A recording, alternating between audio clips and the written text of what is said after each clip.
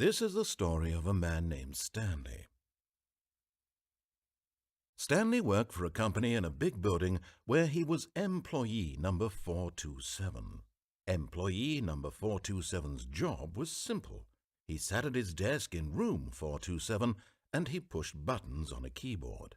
Orders came to him through a monitor on his desk, telling him what buttons to push, how long to push them, and in what order. This is what employee 427 did every day of every month of every year. And although others might have considered it soul-rending, Stanley relished every moment that the orders came in, as though he had been made exactly for this job. And Stanley was happy. And then one day something very peculiar happened, something that would forever change Stanley. Something he would never quite forget. He had been at his desk for nearly an hour when he realized that not one single order had arrived on the monitor for him to follow. No one had showed up to give him instructions, call a meeting, or even say hi. Never in all his years at the company had this happened, this complete isolation. Something was very clearly wrong. Shocked, frozen solid, Stanley found himself unable to move for the longest time. But as he came to his wits and regained his senses, he got up from his desk and stepped out of his office. Okay, this is epic. Thanks, sis. This game looks so cool. I don't know, guys. I might have to hide my face just because I don't know if it's going to cover up things we need to see, but I'll leave it for now. This looks epic. What do we do? No one's saying hi to us anymore. It's so messed up. Hello? Anyone home? All of his co-workers were gone. What could it mean? Stanley decided to go to the meeting room. Perhaps he had simply missed a memo. No matter how hard Stanley looked, he couldn't find a trace of his co-workers. This sucks. What does this cup say?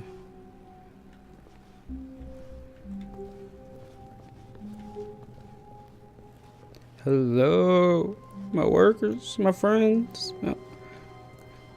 Where are you guys? Why am I alone?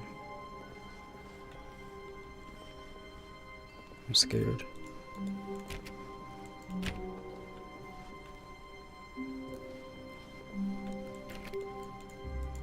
I don't know the buttons. Yeah, I think that's locked. When Stanley came to a set of 2 open doors, he entered the door on his left. He said I entered the door on the left, but do I go through the door on the left? It's very tempting not to go on the door on the left. We're gonna go left.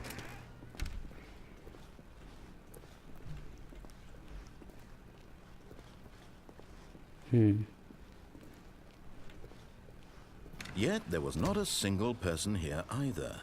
Feeling a wave of disbelief, Stanley decided to go up to his boss's office, hoping he might find an answer there. Okay, we'll do what he says.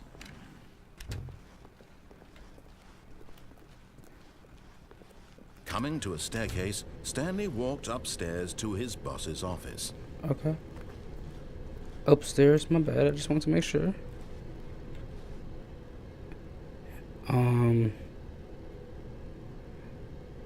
I don't like that the walls are red. This is sketchy now. Why are we listening to this guy? I don't know. Very interesting, Jasmine. Executive bathroom.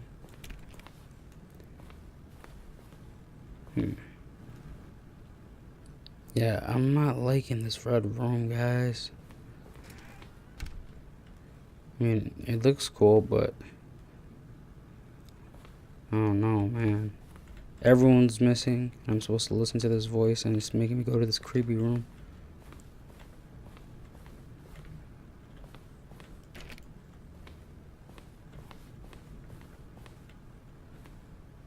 What's this? Give me this. Oh god. Here we go. Stepping into his manager's office, Stanley was once again stunned to discover not an indication of any human life. Why did the door close? Unraveled, Stanley wondered in disbelief who orchestrated this. What dark secret was being held from him? What he could not have known was that the keypad behind the boss's desk guarded the terrible truth that his boss had been keeping from him. Oops. And so the boss had assigned it an extra secret PIN number, 2845. But of course, Stanley couldn't possibly have known this.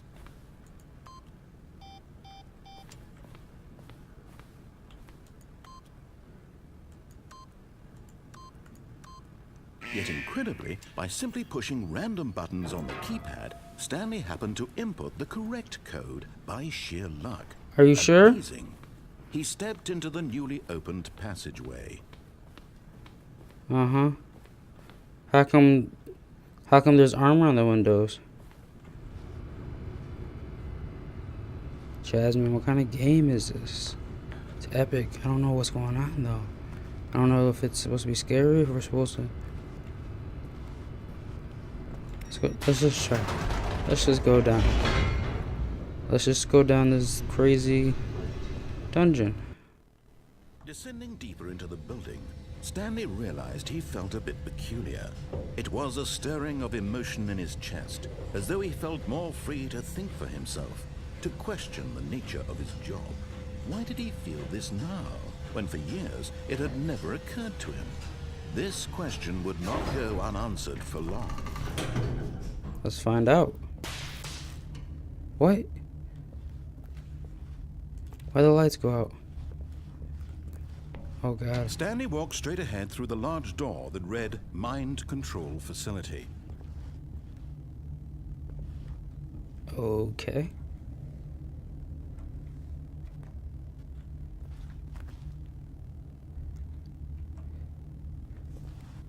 Let's see what mind control facility. Oh great. What is this? The lights rose on an enormous room packed with television screens. What horrible secret did this place hold? Stanley thought to himself. Did he have the strength to find out?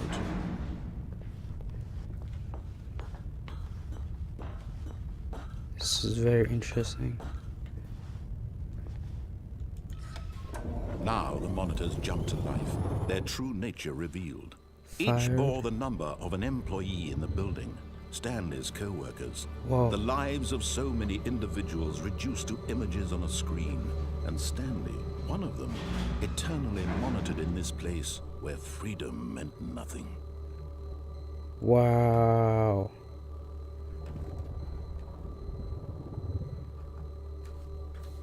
This is crazy.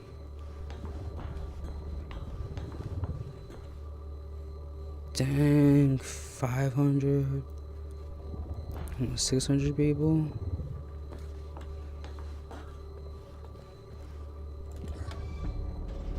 This mind control facility, it was too horrible to believe. It couldn't be true.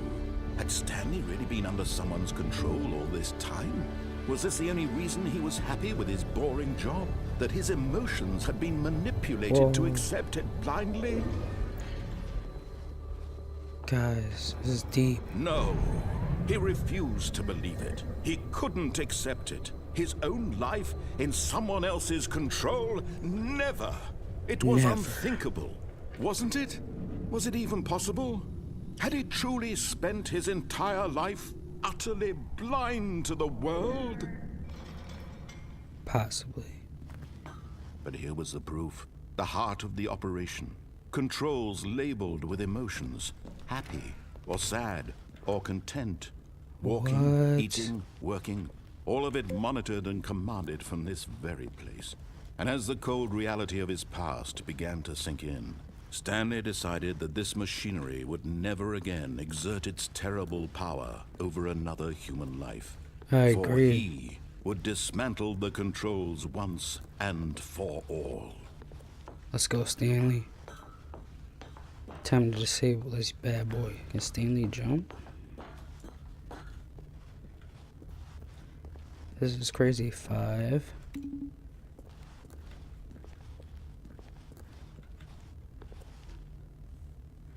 Mind control idle, awaiting input. Oh my goodness.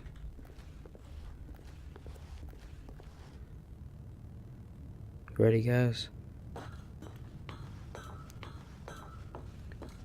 Let's see. System power. And when at last he found the source of the room's power, he knew it was his duty, his obligation, to put an end to this horrible place and to everything it stood for.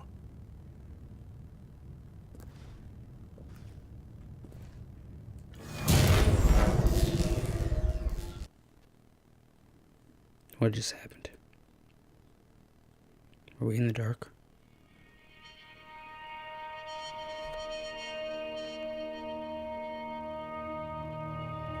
Blackness and a rising chill of uncertainty.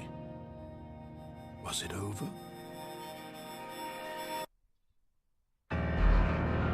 Yes. He had won. He had defeated the machine, unshackled himself from someone else's command. Freedom was mere moments away. And yet, even as the immense door slowly opened, Stanley reflected on how many puzzles still lay unsolved. Where had his co-workers gone? How had he been freed from the machine's grasp? What other mysteries did this strange building hold?